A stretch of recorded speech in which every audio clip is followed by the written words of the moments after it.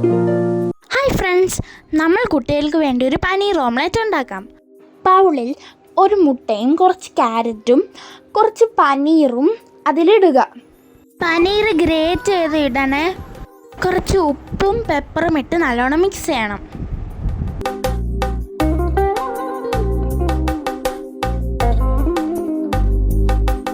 ഒരു പാന് ചൂടാക്കിയിട്ട് കുറച്ച് നെയ്യ് ഒഴിച്ച് കൊടുക്കുക. എന്നിട്ട് നമ്മൾ ഉണ്ടാക്കിയ ഓംലെറ്റിൻ്റെ മിക്സ്ചർ അതിലോട്ട് ഒഴിക്കുക.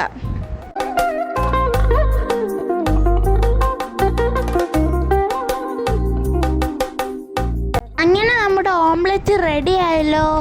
ഇനി നമുക്ക് കഴിക്കാം.